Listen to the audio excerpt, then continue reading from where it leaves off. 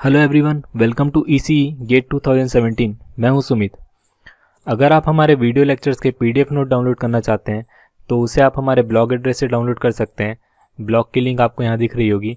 इसी के साथ आप हमें फेसबुक पेज पे भी लाइक कर सकते हैं। फेसबुक पेज का एड्रेस ये रहा आपके सामने। ब्लॉग और फेसबुक पेज की लिंक मैंने नीचे डिस्क्रिप्शन में मेंशन की हुई है, आप वहाँ से जाके लिंक को ओपन कर सकते हैं। प्रीवियस लेक्चर में हमने देखा था जब भी हमारे पास कोई सर्किट होता है इस तरह से when NAND gate is followed by NAND gate then it is equivalent to OR gate followed by AND gate। इसी तरह से जब हमारे पास सर्किट होता है NOR gate followed by NOR gate तो it is equivalent to AND gate followed by OR gate। And last lecture में हमने ये भी देखा था कि जब हमारा फंक्शन हो सम ऑफ प्रोडक्ट तो उसे हम NAND गेट से इम्प्लीमेंट करते थे। एंड इसी तरह से अगर हमारे पास फंक्शन है प्रोडक्ट ऑफ सम तो इसे हम NOR गेट से इम्प्लीमेंट करते थे। इसके आगे हम इस लेक्चर में कंटिन्यू करेंगे। नेक्स्ट गेट है हमारे पास XOR गेट। यहाँ पे आप देख सकते हैं XOR गेट का सिंबल शो किया हुआ है। XOR गेट का सिंबल इस तरह से होता है। ये एक 2 इनपुट XOR गेट है। इसके आउटपुट की बात करें तो इसका आउटपुट होता है हमारे पास x complement into Y plus x into Y complement. इसकी ट्रुथ टेबल हम देखें तो ट्रुथ टेबल में आप देख सकते हैं when we apply 0 at both input then output will be 0। इसी तरह से when we apply 0 at input x and 1 at input y then output will be 1। when we apply 1 and 0 then output will be 1 and for 1 1 output will be 0। अब यहाँ पे इस table से देख के आप क्लियर ये नहीं बता सकते कि अगर हमारे पास कोई दूसरा सर्किट है, सपोज हमारे पास एक XOR गेट गिवन है। यहाँ पे आप देख सकते हैं ये एक 3 इनपुट XOR गेट है। सपोज यहाँ पे हमारे पास 2 इनपुट हैं 1 एंड थर्ड इनपुट है हमारे पास 0। नाउ इसका आउटपुट क्या होगा? तो यहाँ पे हम इस टेबल से ये नहीं बता सकते कि इसका आउटपुट क्या होगा। तो इसके लिए हमारे पास एक पॉइंट है जो मैंने यहाँ पे मेंशन किया हुआ है।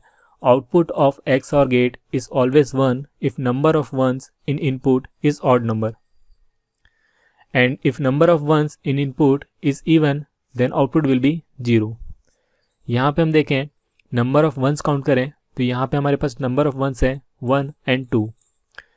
ये एक इवन नंबर है तो यहाँ पे हमारा जो आउटपुट होगा वो होगा 0। यहाँ पे हमारे पास एक और एग्जांपल है।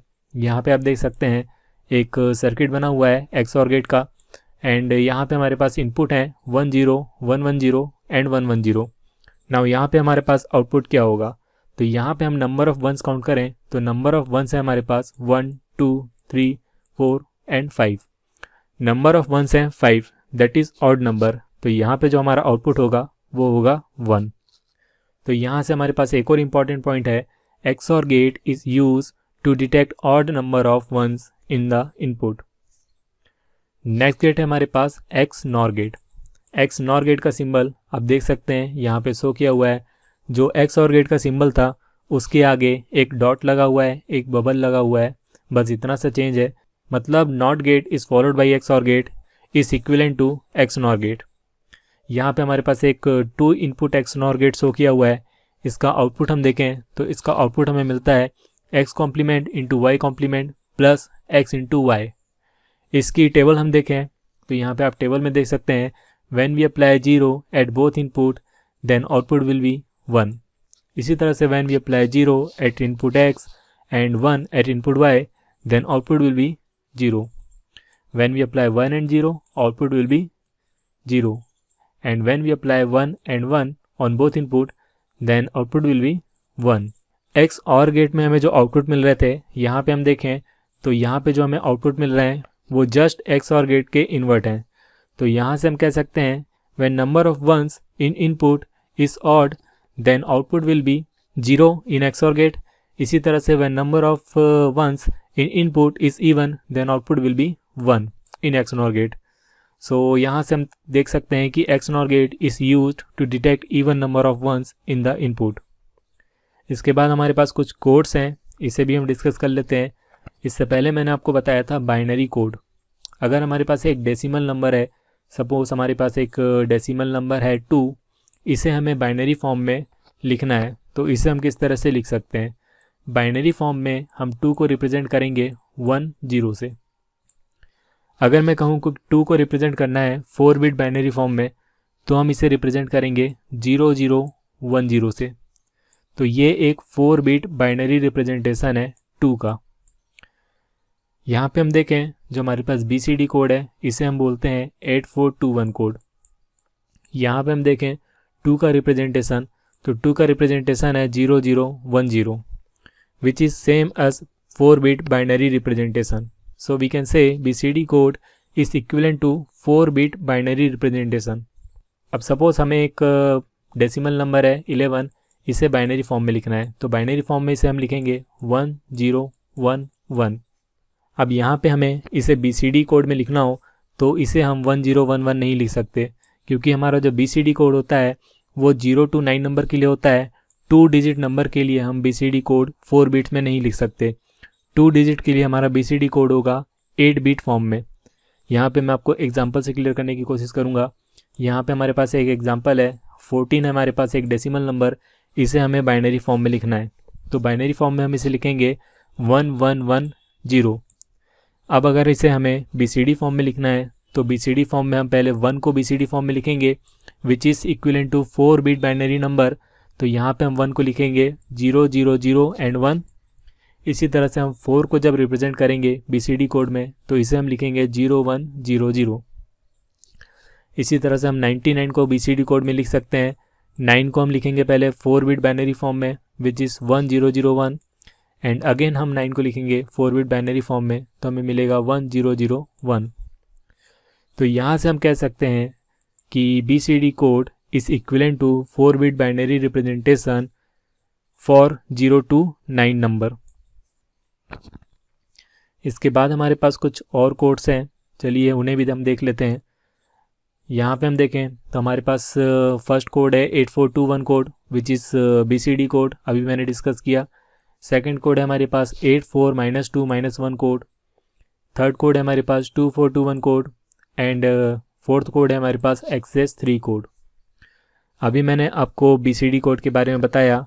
ये जो BCD कोड होता है हमारा, ये होता है वेटेड कोड। अब वेटेड कोड से क्या मतलब है मेरा, सपोज़ मुझे एक नंबर को रिप्रेजेंट करना है बाइनरी फॉर्म में, नंबर है हमारे पास 7, तो इसे हम रिप्रेजेंट कर सकते हैं 4 बिट बाइनरी फॉर्म में करना है, तो इसे हम करेंगे 0111। यहाँ पे आप देखें तो ये जो LSB वाला 1 होता है, ये होता है हमारे पास 2 to the power of 0 that is 1, and इसके बाद वाले 1 की वैल्यू होती है हमारे पास 2 एंड इसकी वैल्यू होगी हमारे पास 2 to the power of 2 that is 4। Now यहाँ पे हम देखें तो 4 + 2 + 1 इज इक्वल टू 7। तो इस तरह का जो कोड होता है उसे हम बोलते हैं वेटेड कोड। अब यहाँ पे आप 8421 में देखें, सपोज हमारे पास एक नंबर है 6, इसे हमने रिप्रेजेंट किया 0110 से, तो यहाँ पे आप देखें 11 इनेबल है, तो यहाँ पे हम क्या करेंगे 4 + 2 करेंगे तो हमें मिलेगा 6। तो ये भी एक वेटेड कोड है। इसी तरह से जो हमारे पास नेक्स्ट कोड है 84-2-1, ये भी एक वेटेड कोड है। यहाँ पे आप देख सकते हैं एक नंबर है हमारे पास 3 0101 से, यहाँ पे आप देखें 4 - 1 इज इक्वल टू 3। तो ये भी एक वेटेड कोड है। इसे मैं ज़्यादा डीप में नहीं बता रहा हूँ क्योंकि बहुत ही बेसिक टॉपिक है। अगर इसके बाद भी आपको कोई कन्फ्यूज़न है तो आप नीचे कमेंट बॉक्स में लिख सकते हैं। नेक्स्ट कोड है हमारे पास 2421 कोड। ये भी एक वेटेड कोड है, बट यहाँ पे हम किसी डेसिमल नंबर की कोडिंग करते हैं तो वो यूनिक नहीं होती है। फॉर एग्जांपल हमारे पास एक डेसिमल नंबर है 4, इसे हमें 2421 कोड में कन्वर्ट करना है, तो यहाँ पे मेंशन किया हुआ है 0100। तो यहाँ से आप देख सकते हैं 0100 which is equal to decimal number 4। इसे हम दूसरी तरीके से भी लिख सकते हैं। यहाँ पे अगर मैं लिखूँ 1010, तो यहाँ पे भी आप देख सकते हैं 2 + 2 इज इक्वल टू 4। तो यहाँ पे हम 4 को 2 फॉर्म में रिप्रेजेंट कर सकते हैं, 0100 या फिर 1010। तो ये एक नॉन यूनिक कोड है। थर्ड लास्ट कोड है हमारे पास XS3 कोड। ये एक वेटेड कोड नहीं है। यहाँ पे हम किसी नंबर की कोडिंग किस तरह से करते हैं, सपोज़ हमें 1 की कोडिंग करनी है तो हम यहाँ पे 1 + 3 करेंगे एंड उसे बाइनरी फॉर्म में कन्वर्ट करेंगे 4 बिट बाइनरी फॉर्म में। तो यहाँ पे 1 + 3 होगा हमारे पास 4 एंड 4 को जब हम 4 बिट बाइनरी फॉर्म में कन्वर्ट करेंगे तो हमें मिलेगा 0100। इसी तरह से अगर हमें 6 को कन्वर्ट करना है तो 6 को हम लिख सकते हैं 6 + 3 दैट इज़ 9, एंड 9 को बाइनरी फॉर्म में कन्वर्ट करेंगे तो हमें मिलेगा 1001। तो इस तरह से यहाँ पे कुछ कोडिंग मेंशन की हुई है। इसके इम्पॉर्टेंट पॉइंट्स मैंने मेंशन किए हुए हैं यहाँ पे, आप देख सकते हैं। ये गेट के लिए उतने ज़्यादा इंपॉर्टेंट तो नहीं है, लेकिन अदर कॉम्पिटिटिव एग्ज़ाम के लिए ये बहुत इंपॉर्टेंट टॉपिक है। यहाँ पे हम देखें जो फर्स्ट कोड था हमारे पास 8421 कोड, ये एक सेल्फ कॉम्प्लीमेंट कोड है। यहाँ पे एक और चीज़ मैं आपको बताना भूल गया हूँ। यहाँ पे आप देखें 84-2-1 कोड में ये जो हमारे पास लोअर हाफ है ये अपर हाफ का कॉम्प्लीमेंट है। यहाँ पे आप देखें तो 0100 इसका कॉम्प्लीमेंट है 1010।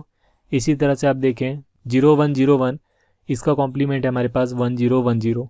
तो यहाँ पे आप देखें तो जो हमारा कंप्लीट लोअर हाफ है ये अपर हाफ का कॉम्प्लीमेंट है। इसी तरह से 2421 में भी आप देख सकते हैं लोअर हाफ जो है हमारे पास अपर हाफ का कॉम्प्लीमेंट है, एंड एक्सेस 3 में भी हमारे पास लोअर हाफ अपर हाफ का कॉम्प्लीमेंट है। तो इस तरह के कोड को हम बोलते हैं रिफ्लेक्टिव कोड। अब यहाँ पे हम देखें जो हमारा 8421 कोड है वो है एक self complement code, and it is a weighted code but non reflective code. अभी मैंने आपको बताया 84-2-1 code, 2421 code and excess 3 code ये एक रिफ्लेक्टिव कोड है, but 8421 code is non reflective code. इसी तरह से हम 84-2-1 को देखें तो ये भी एक BCD कोड का टाइप है। It is a weighted reflective BCD code, and 2421 code is non unique weighted code.